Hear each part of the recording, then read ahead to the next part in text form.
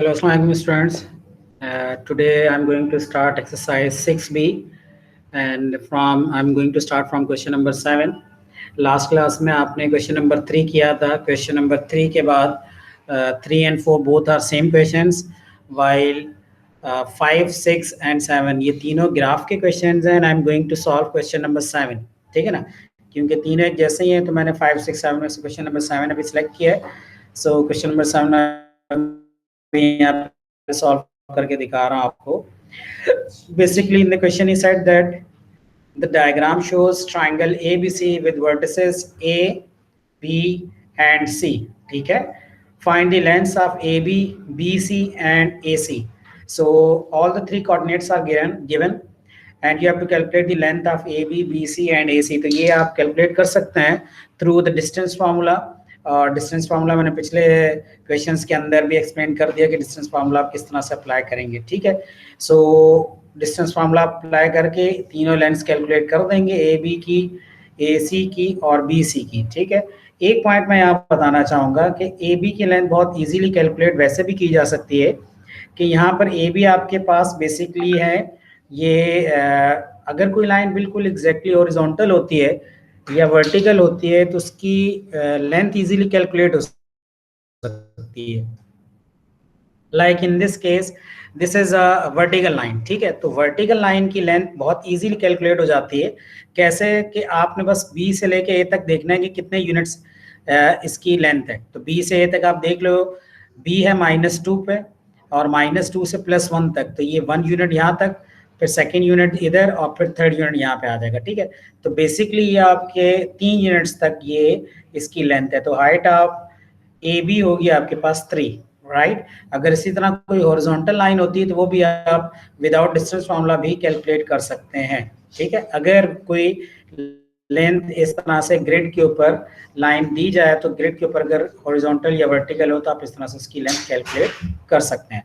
Now इसके बाद है ए सी और बी सी. ए सी और बी सी की अगर आपने लेंथ कैलकुलेट करनी है तो वो आप डिस्टेंस फार्मूला से कैलकुलेट करेंगे. ठीक है. Second part, find the area of triangle ABC. आपने ट्राइंगल एबीसी का एरिया कैलकुलेट करना, ये मैं भी करके दिखा देता हूँ कि आपने इसका एरिया कैसे कैलकुलेट करना है. देखिए इसका एरिया कैलकुलेट करना है वो इस तरह से होगा कि देखें इसमें मैं क्वेश्चन सॉल्व करके दिखाता हूँ आपको. एरिया कैलकुलेट करने के लिए एक तो फॉर्मल मेथड आपने पढ़ा है, area is equal to half base into height. ठीक है ना. वही मेथड यहाँ पे भी अप्लाई हो सकता है. देखिए ये इसकी होगी बेस और ये है इसके ऊपर हाइट. आप बेस किसी भी साइड को ले सकते हैं और हाइट भी आप किसी साइड को ले सकते हैं, लेकिन एक चीज़ का आपने ख्याल रखना है कि हमेशा बेस आप जो भी ले ट्राइंगल की, हाइट उसके ऊपर परपेंडिकुलर होनी चाहिए. ठीक है. तो मैं यहाँ पे अब ये देख रहा हूँ कि बेस चाहे जो भी है, हाइट उसके ऊपर क्या है, तो वो यहाँ पे क्वेश्चन में भी सॉल्व कर रहा हूँ. एरिया इसका बनता है हाफ बेस इनटू हाइट. तो मेरे लिए कन्वीनियंट है कि मैं हाफ और बेस इसकी मैंने ले लिया, लेट सपोज कि जी ए बी को मैंने ले लिया इसकी बेस. तो ए बी इसकी बेस है और बेस ऑलरेडी मेरे पास गिवन है, मैंने कैलकुलेट कर लिया है कि ए से लेके बी तक होती है, यहाँ से लेके यहाँ तक 1 यूनिट, 2 यूनिट एंड 3 यूनिट. तो ये इसकी लेंथ होगी 3. ठीक है. ये इसकी लेंथ होगी 3, half A B half base into height. अब हाइट इसकी कितनी बनती है? हाइट इसकी बनती है फ्रॉम दिस टॉप पॉइंट से लेके आप नीचे तक जाना है, तो ये जो हाइट होती है ये हमेशा एक बिल्कुल परपेंडिकुलर होती है उसके ऊपर जिसको आप बेस लेते हैं. जिस तरह मैंने कहा कि बेस आप किसी भी साइड को ले सकते हैं, लेकिन जिस साइड को भी आप बेस लेंगे हाइट उसके ऊपर एग्जैक्टली परपेंडिकुलर होनी चाहिए है. सो ये हाइट इसके ऊपर एग्जैक्टली परपेंडिकुलर है. ठीक है ना. तो बेस मैंने अगर ए बी लिया है तो हाइट फिर ये साइड होगी स्ट्रेट. हाइट ए सी नहीं होगी, हाइट बी सी नहीं होगी. इसलिए नहीं होगी कि ए सी आपके पास इस ए बी के ऊपर परपेंडिकुलर नहीं है, बी सी भी नहीं होगी क्योंकि बी सी भी परपेंडिकुलर नहीं है. आपने अगर ए बी को लिया है तो फिर हाइट इसकी सिर्फ ये वाली होगी जिसको मैं कह रहा हूँ कि ये इसकी हाइट है और ये इसके ऊपर एग्जैक्टली परपेंडिकुलर है. ठीक है. अब इस हाइट आप देख लें कितनी है, यहाँ से लेके यहाँ तक ये तकरीबन 1 यूनिट, 2, 3 एंड 4 यूनिट्स बनती है. तो ये आप यहाँ पे लिख दें जी, इसकी हाइट होगी 4 units. 2 and 2 2s are 4. So ये 4 कैंसिल हो गए 2 से, तो ये आंसर आ गया आपके पास 3 2s are 6 नहीं है, बस आप एरिया 6 यूनिट स्क्वायर लिख देंगे कि ये इसका एरिया है। ठीक है जी, तो ये है इसका सेकंड पार्ट सॉल्व कर लिया हम लोगों ने। इसके बाद आते हैं थर्ड पार्ट पे। थर्ड पार्ट में ये कह रहे हैं कि the coordinates of a point E are 3, K and the area of triangle BCE is 14 units. E एक पॉइंट है, इसके कोऑर्डिनेट्स है 3, 4। अगर E के कोऑर्डिनेट्स 3, 4 है तो आप देख लें। अब ये 3, K है, सॉरी, सो 3, K का मतलब है कि x कोऑर्डिनेट 3 है लेकिन y कोऑर्डिनेट का मालूम नहीं है कहाँ पर। तो x कोऑर्डिनेट कहाँ 3 है, एक तो C पे भी 3 है, x कोऑर्डिनेट 3 है बट y कोऑर्डिनेट है 1। अगर मैं इस पॉइंट की बात करूं तो x कोऑर्डिनेट 3 है बट y कोऑर्डिनेट 0 है।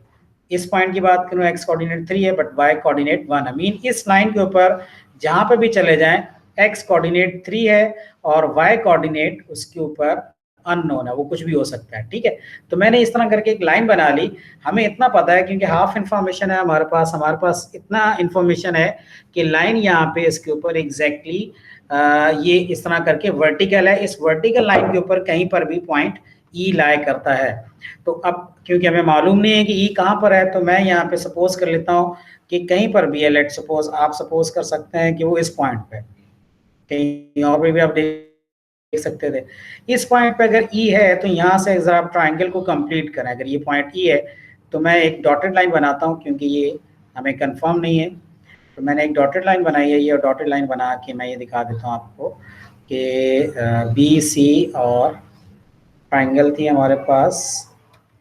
ही is asking about A B C and B C E, ठीक है ना। सो बी सी लाइन ये वाली है, ठीक है, यहाँ से जाना है बी सी एंड ई, ये लाइन है, ठीक है। तो ये लाइन आपके पास आ गई है बी सी, सही है। अब ये एक रफ डायग्राम है, इसको आप सिर्फ देखें, बी सी और ये पॉइंट हो गया आपके पास ई, ठीक है। अब ई हमें अभी कंफर्म नहीं है, हमने for the time being E suppose किया है। अगर हम ई को सपोज कर लें तो एरिया ऑफ ट्राइंगल क्वेश्चन में गिवन है कि ट्राइंगल का एरिया है 14। आपने बताना है कि ए की वैल्यू कहाँ पर है। अगर ट्राइंगल का एरिया 14 है तो अब मैं यहाँ पे लिखता हूँ एरिया ऑफ BCE, ठीक है।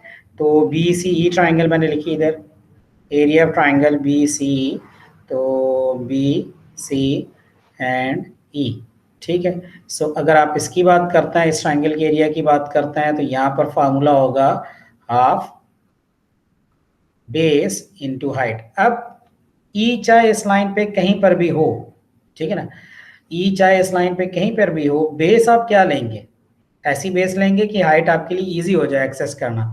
अगर फर्स्ट करो मैं बेस ले लेता हूँ BC को, या ये सॉरी CE को मैं बेस ले लेता हूँ, तो हाइट मेरे पास क्या होगी, पहले मैं बेस ले लेता हूँ। लेट सपोज ये हमारे पास बेस है CNE, CE is the base, right. अब CE आपके पास एक बेस आ जाती है, तो हाइट इसके ऊपर परपेंडिकुलर है, इसके ऊपर परपेंडिकुलर हाइट कौन सी होगी, जो CE पे होगी वो ये हाइट होगी। कि हाइट कंफर्म है कि हाइट CE से लेके यहाँ तक बिल्कुल जो इसका टॉप पॉइंट होता है वहां तक जाना होता है। तो हाइट हमें कंफर्म है कि ये हाइट है। बेस अगर CE है, अगर आप इसको ट्राइंगल को ग्राउंड पे रख दें, जमीन पर अगर ये रखी हो, तो CE इसका अगर बेस हो तो हाइट होगी पॉइंट C से लेके इसके टॉप वाले पॉइंट तक B तक, ये इसकी